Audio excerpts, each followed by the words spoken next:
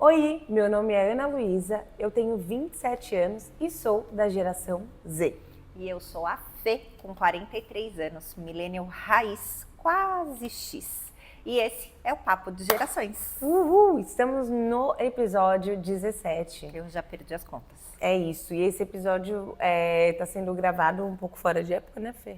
Sim. A gente acabou não postando sequencialmente, porque a Fê e eu temos outros trabalhos paralelos e semana passada também a Fê tá cuidando da saúde dela, fazendo check-ups, então para encaixar tudo foi uma loucura. Mas deu certo. Exatamente. E o episódio de hoje é muito legal, é um tema que tá muito em alta na minha vida, mas eu acho que tá sempre em alta na vida de todo mundo, só que às vezes mais explicitamente e às vezes mais implicitamente.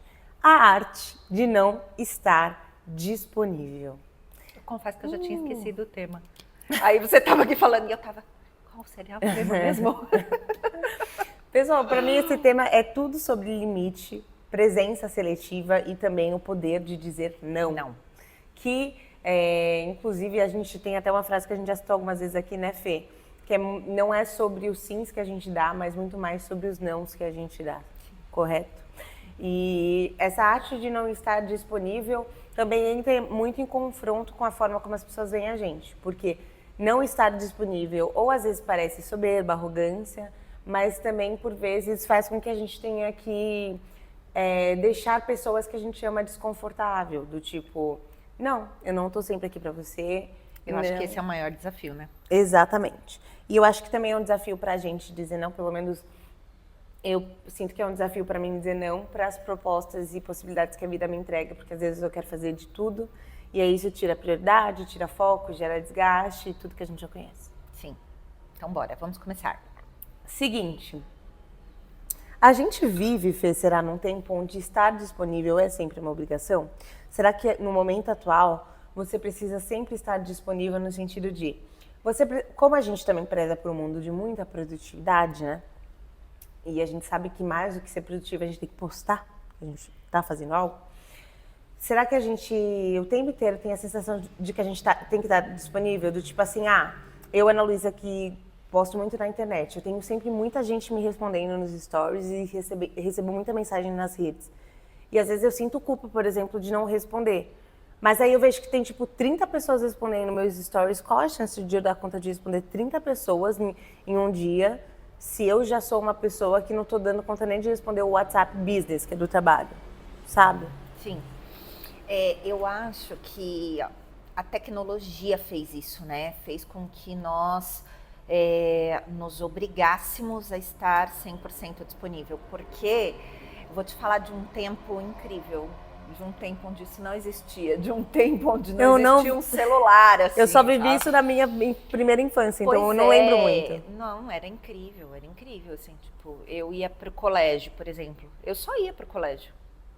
Eu não tinha mentira, eu tive essa fase de... Eu não tinha a preocupação de estar lá e, mas e se alguém me ligar? Eu tenho que atender nesse exato momento. Eu preciso falar, não sei o quê. E é muito engraçado, porque, por exemplo, eu vejo hoje, né? Os meus pais que viveram numa geração ainda anterior à minha, mas hoje eles acham que, tipo, tem obrigação. Assim, chamou no WhatsApp, você tem que responder naquele exato momento que mandou a mensagem pra você no WhatsApp, sabe? Isso é muito engraçado. Eu lembro que a minha única preocupação era, na época que eu não tinha celular, mas eu fui ter celular relativamente, com uns 12 anos, acho, 10, 12 anos. Mas, tipo assim, a minha única preocupação, lembro que era na sexta-feira, os tios das peruas, eles davam pirulito. Então a gente descia correndo para onde ficavam as peruas, para passar entre todas as peruas para conseguir um pirulito entre cada um. E era uns pirulito gordo com chiclete dentro, a gente chamava. Mas aí, depois que o celular veio, eu amei essa sua associação com a questão da tecnologia. As pessoas estão mais imediatistas de querer a resposta e a presença constante. Até uma coisa muito engraçada. Ontem, a minha amiga foi em casa comer pipoca e assistir filme comigo. A gente assistiu Caramelo. Aliás, depois a gente vai ter que falar sobre isso. Você assistiu? Não, não quero assistir. Puta, não sei. Não, eu acho... Não, você vai chorar muito. Não quero assistir. Tá bom. Tá. Eu queria dar spoiler, mas eu não posso. O que acontece?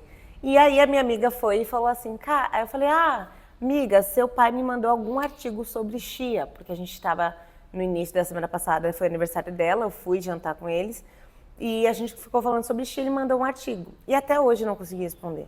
Tipo, faz uma semana que eu não consegui responder. Porque eu não... E por que eu não consegui responder? Porque eu não consegui abrir para ler. E ele se deu ao trabalho de mandar um negócio que é para eu ler, ou seja, eu vou levar uns 10, 15 minutos realmente gastando energia para absorver. Mas ele já cobrou ela disso? E aí ele cobrou ela do tipo assim, nossa, aquela meu. sua amiga não vê as pai. coisas na rede social, no WhatsApp? Aí ela falou, eu daria um prazo de 72 horas. A Lê brincou com ele. E eu fiquei do tipo assim, cara, não é porque eu não acho importante a questão do artigo da Chia, eu achei muito querido da parte dele, eu pensei, eu tenho que ver isso com atenção, só que hoje, na minha vida, dentro de tudo que eu faço, ler um artigo sobre Chia ou responder uma marca parceira que está me contratando, eu vou priorizar a marca. Ou fazer um conteúdo para rede social, que é algo que é um propósito profissional. E, sei lá, responder um amigo sobre um negócio que ele quer fazer daqui um mês.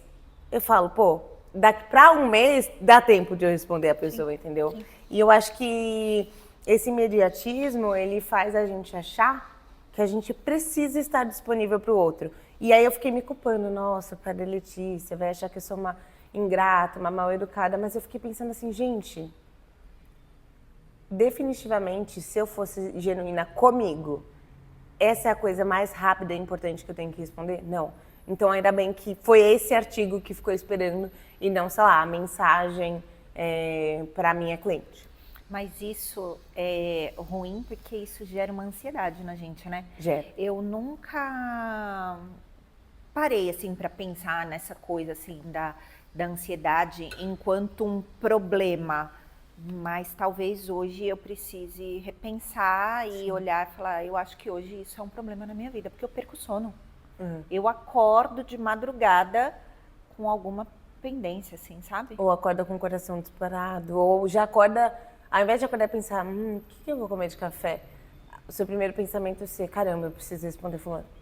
É. Até isso é uma coisa que traz um questionamento muito legal, Fê, que é, será que estar presente o tempo todo para os outros significa estar inteiro? Porque se você, porque para estar inteiro, você deveria acordar. O que eu faço agora? Agora eu tomo café, agora eu escovo os dentes. Eu penso assim, tomando de novo esse caso do responder o pai da minha amiga, eu não respondi porque eu sabia que eu não ia estar inteira. Eu pensei em, vou ser conveniente, se eu falar, é muito legal, amei, depois eu leio, ou dou uma passada e falo que li, mas aí eu não vou estar inteira. E aí vale a pena eu responder uma pessoa que se deu ao trabalho de tirar o negócio pra mim, só pra dizer que eu fiz? Não, porque eu estaria pela metade. Só que isso é algo muito pequeno dentro de tudo que a gente pode falar. Se a gente for parar pra pensar, a maior parte das coisas que a gente faz, e a gente faz muitas coisas ao longo do dia, a gente não tá inteiro. E sabe que isso é um pouco angustiante para mim pensar, será que em algum momento nós estaremos? Ou, por exemplo, no meu caso, que já vivi inteira, que considero que já vivi inteira, porque eu já fui da época que eu saí de casa sem lenço, sem documento, depois a época onde a gente tinha, se quisesse falar com alguém no meio do dia, você tinha que recorrer a um orelhão. Sim. Depois... Nossa, eu lembro da época da escola, velho. Que a gente ligava do orelhão e colocava 9090, os caras falavam, um pobre ligando pra mim. E a minha mãe sabia que era a gente ligando do orelhão porque tava ligando a cobrar. Nossa. E depois teve o pager. Eu tive pager. Aí... O que é o pager? O pager era um bip, assim. E aí vinha uma mensagem escrita, como se fosse um SMS. Dizendo assim, me ligue, por exemplo. Mãe, me ligue. Que chique. Aí eu ia no orelhão para telefonar, porque não tinha como... Mas era sempre mensagens prontas ou você que escrevia? Não, você podia escrever o que você quisesse na mensagem. Caraca, que tecnologia. Um pagerzinho, assim. Aí eu fui dessa época. Vou comprar um pager pra minha irmã, que minha irmã não atende mais minhas ligações no WhatsApp, vou deixar do lado do... E aí depois veio o celular. Mas hoje, com tudo que a gente vive e com tudo que a gente tem acesso, com todas as redes, com tudo, para mim é muito angustiante pensar se existirá um momento onde a gente vai conseguir fazer assim, por hoje deu. Eu não sei. Eu acho que não. Acho que uma total desconexão no mundo hoje, porque a gente está criando um mundo que cria teias e ligação cada vez maior entre o que é real e o que é virtual, né? E o mundo virtual, ele virou até mais real do que o mundo real, né? Porque a gente passa muito mais tempo, principalmente se você trabalha em cargos mais administrativos, no conectado do que no... Sim. Né? Hoje eu falo com muito mais pessoas pelo online do que eu falo no presencial. E eu trabalho no ramo de serviços. Tipo assim, só hoje eu já respondi 40 pessoas no meu WhatsApp, com certeza. Se eu for para pensar em todas as pessoas que se inscreveram na vaga de processo seletivo da nossa empresa e afins, já falei com mais de 40 pessoas. E eu não falei com 40 pessoas hoje no presencial. E olha que fui para uma academia que tinha bem mais do que 40 pessoas. E isso que você trouxe entra até em um estudo da Harvard Business Review de 2023, que fala que 65% dos profissionais se sentem esgotados pela exigência de disponibilidade contínua. Então, como as pessoas elas estão vivendo muito no online, inclusive na vida profissional, isso gera um esgotamento e faz com que elas não consigam estar no presente. E faz muito sentido para mim, por exemplo, o fato de que hoje, para o nosso negócio talvez seja bom, né? Mas para as clientes talvez seja ruim, que é a maior parte das nossas clientes de segunda a quinta-feira, são pessoas que estão sempre aqui com o computador ligado, estão no celular trabalhando. Então, tipo assim, facilitou você poder viver a sua vida de outras coisas, né? Enquanto você está trabalhando. Só que, por outro lado, tipo assim, ela não está realmente curtindo a experiência dela. Nunca, nunca. É isso que eu falo, assim, que é desesperador. E, às vezes, a gente chega num ponto, por exemplo, da autocobrança, né? Dessa coisa, assim, da necessidade de você estar disponível o tempo todo, que hoje, né? Eu acho que nesse momento da minha vida, eu também tenho fases, assim, não é sempre assim, mas hoje, eu não me permito desligar. Sim. Agora, nesse momento que eu estou vivendo, eu não me permito desligar. E se por qualquer motivo, assim, eu penso que eu teria que desligar, me dá vontade de chorar, assim, tipo, por não estar produzindo, por não estar fazendo, por não estar comprometida. Então, eu acho que hoje eu não estou nesse momento, assim, de me tornar ali indisponível, sabe? Sim. Então, não estou me permitindo isso. Mas eu sou de fases. Eu vivi isso no meu burnout bastante. Tipo, desde 2020, a OMS diz que 31% dos casos de burnout aumentou por sobrecarga e falta de limites. E aí, quando rolou todo o diagnóstico e tudo, e aí eu tentei ficar um tempo afastada, a minha maior agonia era a sensação de estou parada e tem alguém fazendo. E isso é péssimo, porque, por outro lado, eu sinto que eu faço para um dia poder ficar parada. Você entende o que eu quero dizer? Sim, mas eu fico pensando agora, assim, você tá com 27, eu tô com 43, e eu ainda não consigo me ver um dia parada. E aí eu penso, meu Deus, será que esse dia existe? Será que esse dia vai chegar? Será que existe isso? E para piorar, olha que loucura, a Stanford University mostrou que o excesso de multitarefa digital, ou seja, essa coisa da gente ficar muito conectada no online junto com o presencial, diminui a concentração em até 40%. E eu concordo assim, mas assim, muito, muito mesmo, porque às vezes a minha atividade, ela é no online, ou seja, sei lá, eu tô fazendo alguma edição de um vídeo, ou então eu tô respondendo a algum cliente ou algum fornecedor no digital. Só que nesse meio tempo eu recebo outra mensagem, que me tira o foco daquilo que eu estava fazendo. E aí até uma estratégia que eu tenho usado muito para lidar com essa situação é o método Pomodoro, que na verdade é 25 minutos de concentração e 5 minutos de relaxamento. E ainda assim, mesmo você fazendo esse método, você precisa, tipo, brigar com a sua cabeça, porque você se forçar a fazer uma coisa hoje por 25 minutos ininterruptamente, sem se distrair com absolutamente nada, é, tipo, muito difícil. É muito difícil. Eu acho, e assim, por isso que também muitas vezes a gente sente que a gente passa muito tempo, como que a gente fala? Procrastinando. Você sabe que para mim o que está funcionando um pouco, no livro Hábitos Atômicos, ele traz a estratégia dos 2 minutos. Como é? Qualquer tarefa que você precise fazer, qualquer coisa que você queira fazer, que você tende a procrastinar, porque eu sou uma pessoa procrastinadora por natureza. Então, tudo eu tento deixar para depois ou fazer ali naquele deadline, assim, no tempo limite do limite. E aí, por quê? Porque tudo para mim é muito grande, né? Então, eu falo assim, eu vou gravar. Nossa, vou ter que desmontar toda a minha sala, tem que não sei o quê, tem nananana. E aí, então, traz isso para 2 minutos. Para gravar, o que eu posso fazer em 2 minutos? Remanejar a sala ali, desmontar a maca e ligar o ring light. Ok, em 2 minutos eu fiz isso, beleza. Aí tá lá. Aí, quando isso tá pronto, você fala, tá, e agora? O que mais 2 minutos eu posso fazer? Entende? Sim. Dividir em pequenas tarefas. Em pequenas tarefas. Então, por exemplo, tem pessoas que têm dificuldade de ir para academia. Então, nossa, eu fico aqui empurrando com a barriga o tempo de eu ir para academia. Em 2 minutos eu consigo me trocar. Só se trocar, exato. Aí eu consigo tomar creatina. Aí em 2 minutos aí eu consigo entrar no carro. Isso. Legal. Trazer isso sempre para 2 minutos. 2 minutos. O que eu consigo fazer dessa minha tarefona, diminuir, fazer dela micro tarefas para que você consiga cumpri-la, né? Sabe o fundador do Subido? Fugiu o nome. Pedro Sobral. O Pedro Sobral. Eu achei muito legal, ele falou isso num dos episódios do curso dele,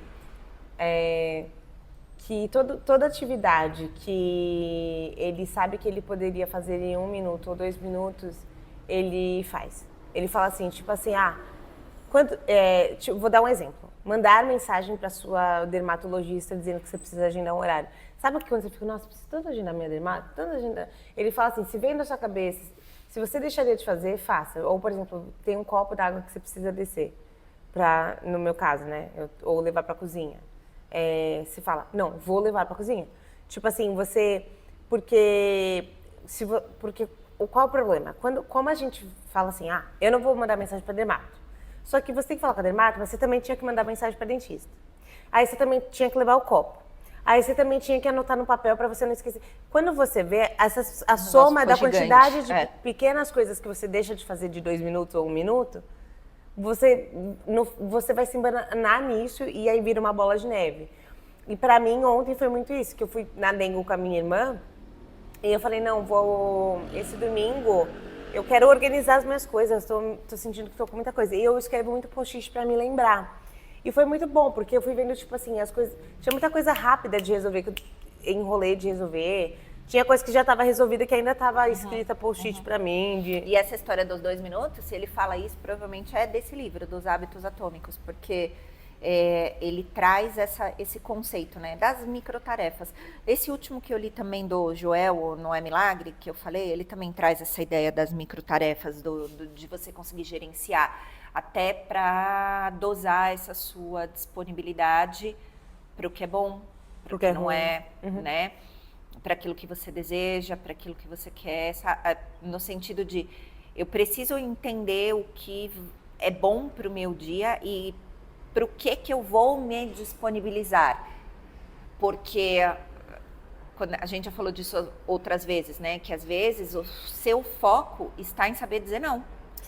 Para tantas outras oportunidades que aparecem, para tantas outras coisas que você quer abraçar, mas você precisa focar naquilo que você determinou ou que você sabe que hoje é o que vai te trazer o resultado mais imediato. Então vamos migrar esse podcast para isso? Vamos. Limites não são distância, limite é proteção, é você proteger aquilo que é mais importante para você, aquilo que é o seu foco e aquilo que é a sua prioridade. Então, dizer não vira uma forma da gente se preservar, concorda? Concordo. Mas eu tenho algumas ressalvas, porque apesar da gente saber, quando eu falo que a gente sabe disso tudo, teoricamente é muito bom, mas eu não sou um exemplo disso. Por exemplo, uma das coisas que eu sei é que eu não poderia despertar e pegar o telefone. E você faz? Todo dia. Não, sim, mas sim e não. Digo assim, você é boa em falar não para algumas coisas, assim. Você é ruim em falar não para isso, mas em compensação eu vejo que, comparado a mim, por exemplo, uma época eu falava, Fê, você pode fazer maquiagem? Você fala, não vou fazer. Então, tipo assim, eu falava, Fê, você pode maquiar aquela modelo pra mim? Porque a Fê sabe fazer maquiagem, gente. E a Fê falava, não vou fazer, porque pra ela, naquela época, ela não via valor nisso. Hoje você tá mais flexível, porque hoje São outras moedas de troca, talvez, né? Tipo, Pode que ser. você tenha. Pode ser. E aí eu penso assim, que nem até aconteceu uma situação semana passada, da Monique, que falou não pro Gabriel de cobrir ele num dia, né? E aí eu falei, e pra mim a Monique é uma pessoa no nosso trabalho que ela faz muito isso, ela sabe falar não. Porque do tipo assim, eu acho que para certos momentos não há porquê, acho que a gente tem que ser flexível no sentido de você pode precisar da ajuda do outro também. Mas eu entendi, me coloquei no lugar dela, ela pensa assim, a pessoa ela vai deixar de vir trabalhar para ter um lazer, enquanto isso eu vou abrir mão de cuidar da minha casa, porque a outra pessoa está vivendo um lazer. Para mim é um não. Para mim é um não, porque a minha casa é mais importante nesse momento. Eu queria ter essa coragem dela. Eu acho que eu não teria também, eu teria dito sim. Eu teria dito sim, provavelmente, porque o não que ela deu ali não foi para machucar a outra pessoa, muito pelo contrário. Foi para se priorizar. Foi para se priorizar, porque ela já sabe que provavelmente nos outros dias ela vai chegar aqui num horário que ela vai ficar até 9, 10 da noite, não vai conseguir voltar para casa, não vai conseguir trabalhar, não vai conseguir entregar o que ela precisa. Quer dizer, foi uma forma de se preservar. E eu acho que esse não, ele pode ser tanto em coisas grandes quanto em coisas bobas, do tipo, o que eu fiz de colocar pra mim que eu preciso pelo menos de 20 minutos de almoço. Pra mim, isso é um não muito revolucionário na minha vida. É muito revolucionário pra Ana Luísa comer em 20 minutos, ou comer e, tipo, passar 15 minutos olhando pro nada, sentar ali, ficar assim, de perna aberta, ficar à toa, ou ler um livro. Isso pra mim é revolucionário. Pensar que eu acho que 20 minutos de almoço é um luxo. 20 minutos de almoço pra mim é muito, porque eu tava comendo em 7 só. Não, eu já não acho isso. Exato. Eu sou aquela pessoa que, se eu achar que eu não tenho tempo suficiente para comer, eu não faço, eu pulo a refeição. É que eu desmaio. Mas assim, eu digo assim, ter uma pausa em momentos offline é essencial numa rotina de autocuidado. E é uma forma da gente dizer não pra essa mecânica do mundo, assim. Ter uma pausa ou ter momentos onde que você não abre mão. Então, eu vou dar um exemplo da Lela Brandão, que tem um podcast Gostosos Também Choram. Ela percebeu que ela sempre pulava atividade física, porque toda vez o trabalho dela era mais importante, mais importante. E ela chegou no momento que hoje, tipo, das 5h30 às 6 horas, é mais ou menos isso, ela falou que ela só fecha o computador e não tem papo. Não tem papo. Ela falou, não é negociável pra mim. Não tem papo. E aí eu fico pensando assim, é esse o ponto que a gente tem de chegar. E de assim, não, mas é muito importante. Não vou. Não tem papo. Ela recebeu uma proposta para ir viajar o Brasil inteiro. Ela percebeu que ela gosta de viajar para descansar. Mas sabe o que é engraçado? Eu estava conversando sobre isso ontem com uma amiga, né? A gente, quando está numa zona de desconforto, ou seja, quando a gente percebe que chegou no nosso limite, como aconteceu com você recentemente, como talvez esteja acontecendo comigo agora, aí você começa a pensar em tudo isso. Você começa, sabe? Por quê? Porque mexeu com você. Então, por exemplo, hoje você ainda tem alguns gatilhos. Quando a gente... Tem vários. Ainda tem. Tanto é que sexta e sábado eu fiquei desesperada. Tudo bem, mas você concorda que daqui a um ano isso vai ter passado? Sim. Isso vai ter passado. E aí a gente volta pro hábito, às vezes. Para isso, exato, porque quando fica fácil, a gente esquece. E aí a gente começa. Não é nem que a gente quer o desconforto, é que aí a gente tende a não se priorizar. Primeiro, porque somos mulheres, e isso já é provado que a mulher tem essa tendência natural de se deixar para depois. Isso é provado, até por um instinto materno, né? Que mesmo que nós não sejamos mães, a gente tem esse instinto mesmo. Sim. Então, assim, entre fazer algo para o outro ou fazer para mim, eu faço para o outro primeiro e depois eu faço para mim. Isso é uma característica feminina. E aí, quando tá tudo em ordem, quando nós estamos equilibradas, quando tá tudo bem, profissionalmente tá tudo incrível, porque a vida é assim, né, gente?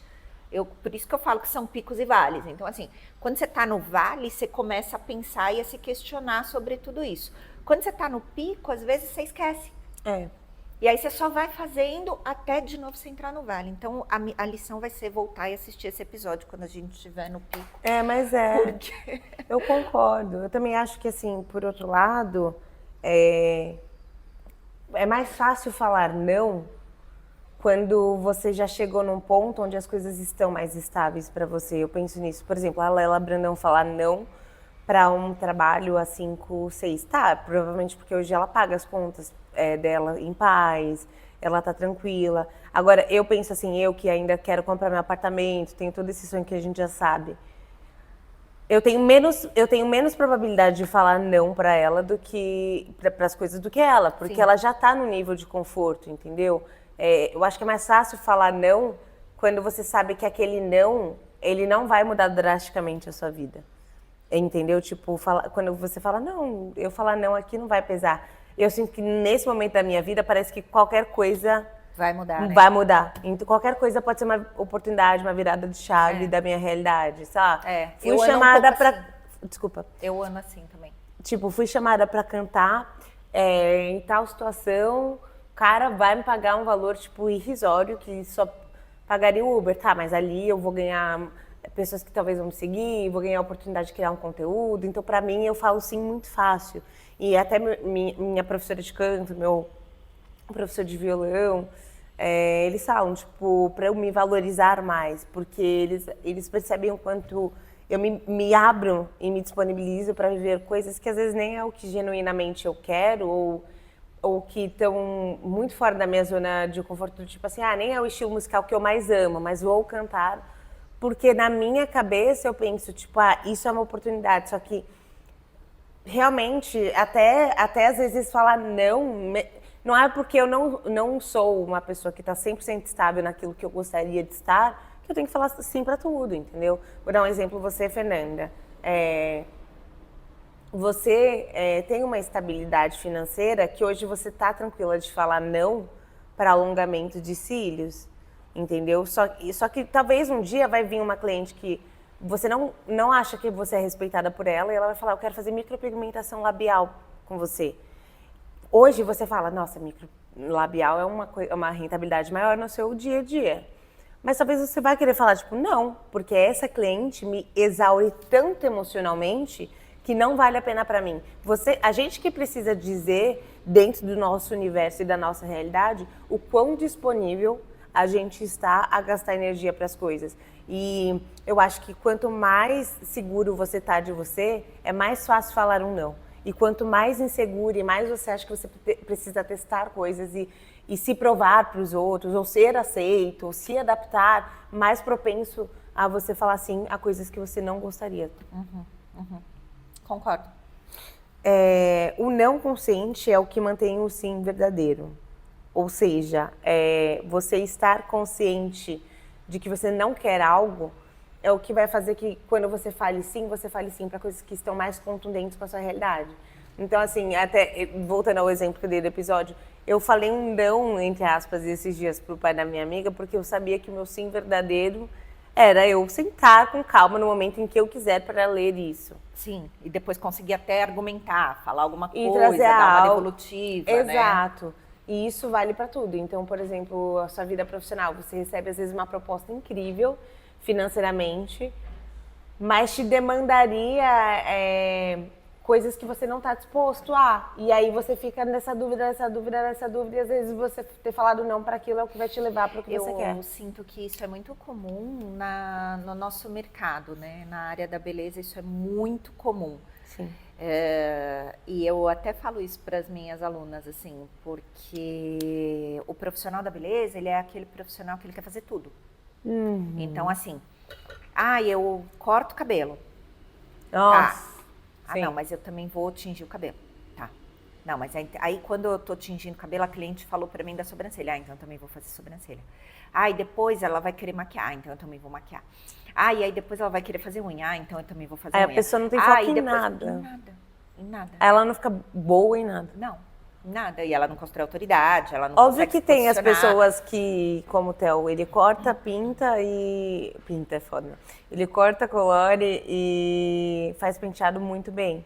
Só que, tipo assim, é uma Mas pessoa... no começo da carreira dele, ele fez tudo. E Ele ele- fez sobrancelha, ele fez maquiagem, ele fez tudo. Exato. E aí ele focou só em cabelo e ele tá há 30 anos no mercado. Só que assim, às vezes a gente vê uma pessoa que tá há 5 anos só no mercado da beleza, ela fala que ela faz depilação, ela faz mão em pé, ela faz maquiagem. E assim, a coisa mais bizarra que eu já vi contratando gente é quando a pessoa, ela tipo, vem pra vaga de manicure e aí eu falo assim, olha... talvez para manicure você não dê certo aqui, mas agradeço. Ela fala, não, mas eu faço sobrancelha também. Quer dizer, chega na última hora, ela fala, não, quer saber? Tava guardando essa grande carta na manga. Quer dizer, tipo assim, ela não quer fazer nada. Ela quer fazer qualquer coisa. Ela não quer algo. Ela quer qualquer coisa que vier. O que vier, ela tá pegando. Sim, sim. É engraçado, porque às vezes eu já tive essa discussão, às vezes até com a minha mãe mesmo, né? Porque sai uma tendência, como por exemplo, quando unha de gel ficou em alta. Sim. Aí ela veio, nossa filha, você viu, unha de gel tá bombando, né? Eu falei, mãe, não inventa que eu não vou fazer unha, né?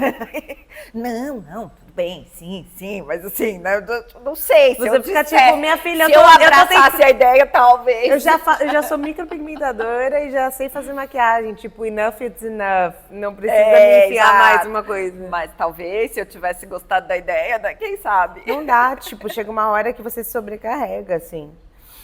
E aí, Fê, voltando ao termo da importância da pausa, assim, tem pesquisas da University of California que mostraram que interrupções frequentes aumentam o estresse e tornam o cérebro mais propenso à fadiga mental.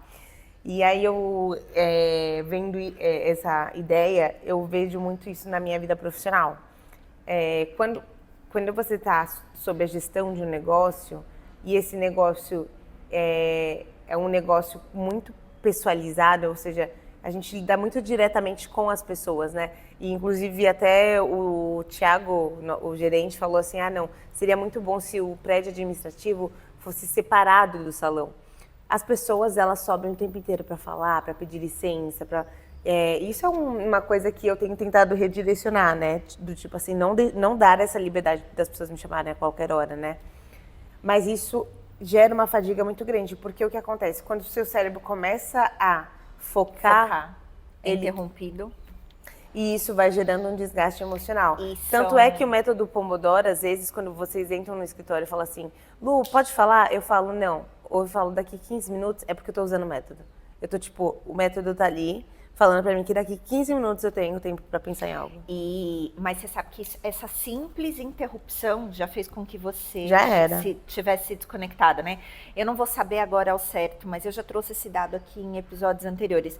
Porque o tempo que o nosso cérebro leva para se reconectar é muito grande. Tipo, é coisa assim de 12 minutos, sabe? É muito tempo, se você for considerar isso. O número de interrupções que você tem nos seus Não, eu não tenho tempo de focar. Minutos. Exato, até voltar para aquilo que você estava fazendo. Sabe o que eu já pensei em colocar na minha sala? Uma campainha e um negócio pro lado de fora, verde e vermelho. E eu juro... E eu juro que eu pensei em comprar e a chance de eu comprar é altíssima. É que não vai funcionar. Não, eu vou trancar a porta. Mas você não fica na sala sozinha. Então, mas a questão é que aí, eu tô pensando que aqui, o rooftop onde a gente grava, vai ser minha sala. Ah, tá. Aí tudo bem. Aí ok. Porque hoje isso não é uma realidade viável. É, por causa da minha mãe. Digníssima mãe. Uhul! Um tempo de silêncio, pausa ou de sumiço pode ajudar o cérebro a restaurar a criatividade e clareza. Eu concordo 100% com isso, porque quando eu voltei de Minas Gerais, eu voltei com muito mais criatividade para construir vídeo e filme. E sabe que existe um estudo que diz que a hora que as pessoas são mais criativas, tipo, a hora que vem os melhores insights, a hora que vem as melhores coisas, é no momento em que as pessoas estão tomando banho. Nossa, sim. E é simplesmente porque a gente ainda não consegue levar o celular pro chuveiro, né? Porque na hora... Exato. Mas e você aí nunca levou? Não, graças a Deus. Aí você consegue desconectar, né? Agora, mas assim, até isso a tecnologia já tá indo contra, né? E tomando espaço, assim, fazendo a caixa de som que pode ficar debaixo da água, fazendo o negócio que pode ficar... E aí você vai ficando sempre naquele turbilhão de coisas, assim. Sim. E eu sinto hoje que o silêncio incomoda. A maioria das pessoas não se sente confortável no silêncio. E eu acho isso muito absurdo, porque eu acordo cedo, 4h30, 5h30, justamente porque é o horário que ninguém tá falando nada. E isso demonstra que as pessoas não são capazes de lidar com elas mesmas. Isso é que é o triste. Você não estar disponível ao silêncio é não estar disponível a si mesmo. Pra você, E não estar disponível a si mesmo vai te gerar um vazio, porque a gente só é capaz de, antes, se resolver com nós mesmos, para depois se resolver com o mundo. E eu acho que essa maturidade, quem me trouxe foi a minha terapia. Assim, quando eu terminei meu primeiro relacionamento, e eu acho que hoje a gente pode dizer que não é só na questão amorosa, mas os relacionamentos que a gente tem são os relacionamentos com o online, o relacionamento com estar mostrando as coisas para os outros, enfim. Mas quando eu terminei, eu lembro que eu tinha muita dificuldade de ficar sozinha. E aí, quando eu fui tendo tempo sozinha, eu comecei a amar tanto isso que hoje meu desespero é que eu trabalho num ramo que me faz ter que ficar com muita gente o tempo inteiro conectada comigo. E eu sinto muita falta da minha solitude. Muita falta. Porque, tipo assim, eu tô em paz. Quando eu tô construindo algo do nada, alguém chega pela porta e eu tenho vontade de lançar, assim, a prancheta. Sai! É complicado. Eu sou mais privilegiada, porque eu entro e tranco a porta. Mas eu vou lá e te encho o saco. Não. Estar sempre disponível pode fazer que a gente se sinta produtivo, mas no fundo a gente só está se sentindo mais vazio, né? Estar sempre disponível parecer que a gente, nossa, dá conta de tudo. Eu vejo muito isso pela minha mãe. Ela é aquela pessoa que ela lembra até, tipo, os R$2 que sobram pra outra, que ela tá devendo pra alguém. Tipo, é nesse nível. E ela tem a sensação que a cabeça dela nunca para. Nunca. E a minha mãe responde muito rápido. Eu tenho certeza que se eu mandar mensagem pra ela agora, e ela tá num curso no Rio de Janeiro da Keu, eu tenho certeza que em menos de 3 minutos ela vai me responder. Tipo assim, tanto é que ela surta quando eu não respondo na hora. O que pra mim é bizarro, porque ela nasceu na roça, entendeu? Não tinha nem... Se você teve... Qual é o nome do negocinho? Pager. A minha mãe nem sabe o que é o pager, eu acho. Acho que a minha mãe... Ela não deve ter visto. Não deve ter visto, minha filha. A minha mãe literalmente, tipo, responde na hora e nem faz sentido, porque uma pessoa que tem tantos negócios, é mãe, é filha, não faz sentido ela ter toda... E é engraçado que ela dá a mesma importância para se eu ligar para ela agora e disser assim para ela, Su, traz um biscoito sumiu R$1 milhão. E eu vou ligar para ela agora e falar, Su, sumiu um esmalte branco. Pronto. A mesma coisa. É a mesma coisa. Ela também dá o mesmo nível de importância para você falar assim, nossa, mãe, traz um biscoito agora do Rio do Globo para mim, né? Que é muito comum. Pra tipo, mãe, a gente tá passando fome em casa, acabou toda a comida, o meu cartão de crédito não tá passando, o nível de desespero é o mesmo. É o mesmo, é tipo, sabe? E tanto é que às vezes é engraçado, tipo, pô, eu sou adulta, minha irmã também, sabe? A gente sabe lidar com as coisas.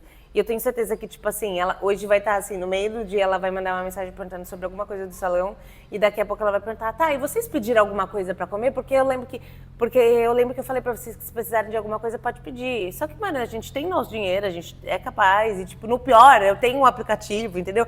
Só que na cabeça dela, ela vai estar do nada falando sobre algo que é super relevante e depois perguntando se tem alface na minha casa, porque ela é pra eu lembrar que ela, se precisasse de qualquer coisa, ela conta comigo. Isso.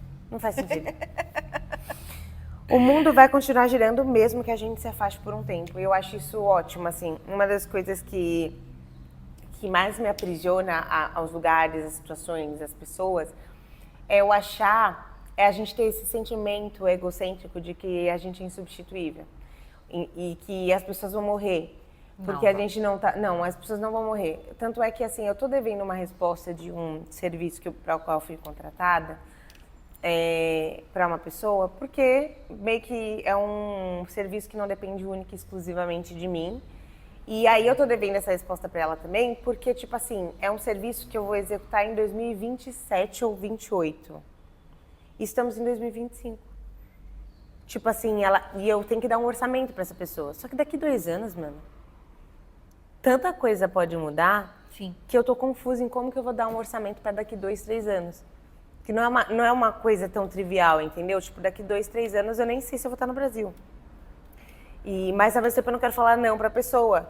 E aí eu fui ouvir as mensagens que essa pessoa me mandou. E ela falou, não, mas ela falou assim, não, eu consigo imaginar que é muito distante, então as respostas vão ser mais demoradas mesmo. Ela falou várias mensagens que, por mais que eu tenha uma responsabilidade com ela, em tese deveriam ter me acalmado dessa ansiedade que eu tô, que toda semana eu olho e falo, meu Deus, eu ainda não tô com 100% de certeza do que eu vou responder pra essa moça. Nanana. No fim das contas eu acabei pensando assim, gente... Calma, né? É em 2028, ela mesma reconhece que vai ser mais espaçado o retorno. Eu posso mandar, inclusive, um orçamento dizendo, ó, pode ser que esteja sujeito a mudanças. Tipo assim, tem muitas coisas, tem muitas possibilidades, mas na minha cabeça não tinha esse tempo, não tinha essa pausa, não tinha essa possibilidade de eu não estar disponível em 2025 para algo que vai... Saúde? Não tinha, na minha cabeça não tinha a possibilidade de eu não estar disponível em 2025 para algo que só vai rolar em 2028. Muito louco, né? Sendo que em 2028, imagina se eu que vou estar casando em 2028, no mesmo dia que ela, entendeu? Tipo, não tô falando que é isso, mas assim, é um pouco ter essa consciência de, assim, é importante não ser disponível o tempo todo. Enfim, Fê, você quer encerrar com alguma dica ou alguma visão? Eu acho que a gente fala muito disso, eu pelo menos sempre falo muito disso aqui, da importância da presença, né? De vivermos no presente e de tentarmos fazer esse exercício de sempre nos trazer para o presente. Eu acho que essa é a minha lição, é o que eu pratico, até porque, como eu iniciei dizendo, eu sou muito falha nesse sentido também. Então, o que eu tento fazer sempre é trazer esse estado de alerta, trazer para o estado presente, para conseguir gerar uma ansiedade menor, para conseguir lidar com essas coisas e para entender o que faz sentido para mim naquele momento, hoje. O que faz sentido para mim hoje. Então, hoje é isso. Então, o que eu vou precisar abrir mão, né? Então, hoje eu me disponibilizo para tanto e, em nome disso, eu preciso abrir mão de tantas outras coisas, né? E eu preciso dizer não para tantas outras coisas. E eu acho também que tornar isso mais leve no sentido da gente não se culpar por isso, porque a gente tem essa tendência, né? Se culpar por dizer não, especialmente quando a gente fala não para as pessoas que a gente ama, né? Muito. Quando eu falo não para os meus pais, por exemplo, parece uma traição. Nossa, é péssimo, é péssimo. E aí, às vezes, a ideia de me priorizar fica pior, porque eu me sinto tão mal que eu penso, acho que é melhor eu fazer. E às vezes só futuramente você vê que você estranhou, porque o problema não é, às vezes, o fato isolado onde você cede ao outro, mas você tem tanto recorrentemente a tendência de ceder que o acúmulo disso que depois você vai ver que te impactou. Exato. Não é... Porque situações isoladas, somos humanos, a gente vive em coletividade, a gente vai ceder e precisamos, para viver em coletividade, ceder em alguns momentos. Mas o acúmulo desses nãos que a gente deixa de dar, isso é o que realmente vira um problema. Sim, sim, E a gente só vai perceber isso quando já virou um problema, né? Então, por isso que eu falo do estado de presença. É o que eu digo. Por isso que eu falo mais uma vez do estado de presença, porque é o que faz com que a gente perceba aonde a gente está errando agora. Exato. Bom, então acho que podemos dizer que a nossa dica para você que está com essa dificuldade de falar não é primeiro, qual o direcionamento da sua vida, ou seja, qual é o seu foco e a sua prioridade. 2, será que esse não realmente é o fim do mundo? Será que realmente a pessoa ou a situação ou o contexto para o qual você está dizendo não vai fazer com que o outro se sinta tão acabado? Ou será que o outro realmente é incapaz de lidar com aquela situação sozinho? 3, será que esse não que você está dando vai te dar sim para muitas outras coisas que são realmente seu sonho? E 4... Você só vai saber se você disser não, né? Exato. E 4... será que nós somos pessoas ruins por nos priorizarmos e entendermos que a gente nem sempre vai estar disponível? Ou será que justamente ao falar não, a gente está ensinando, para nosso próprio cérebro que a gente tem valor E 2, para o outro, que nem sempre a gente há de ter a disponibilidade de todos. Talvez se todo mundo tivesse um pouco de amor próprio e entendesse que o não é importante, a gente julgaria menos os outros quando eles dizem não pra gente também. Com certeza, com toda certeza, exatamente. Eu acho que é esse exercício que você tem feito com muita propriedade hoje e que te faz entender, por exemplo, quando a Monique disse não pro Gabriel. Muito, muito. Você ficou tipo em choque e eu fiquei tipo, nossa, Monique, eu fico impressionada com a sua capacidade de priorização. Eu fiquei com uma, entre aspas, inveja boa, uma admiração por ela do tipo, é isso mesmo, tipo, porque teve muitas vezes que eu não disse não pro Gabriel e eu queria ter dito. Sim. Sim, e eu fiquei pensando na Manu que perdeu a praia. Quando, na verdade, eu conheço o Guy, ele tem uma casa na praia, então ele pode ir pra praia outras vezes. Enfim, é isso, meus amores. Se você assistiu o episódio até aqui, muito obrigada. Acompanhe a gente no @Papo de Gerações, no Spotify, no YouTube e no Instagram. E qual a sua rede, Fê? Minha rede é @Fernanda Camis e a sua? Comunica Nabu. Meus amores, se você assistiu até aqui, o que a gente vai falar para eles comentarem, Fê, hoje? Produtividade. Você quer que eu escreva a palavra produtividade? Não, deixa um alvo. Sabe aquele emojizinho do alvo? É. Aí deixa um alvo e um peru. Não sei por que na minha cabeça sempre vem a imagem do alvo. Ai, agora eu sei por que vem. Por quê? Eu explico proibido? no off. Tá bom. Proibido. Tchau, pessoal. Muito obrigada. Beijo.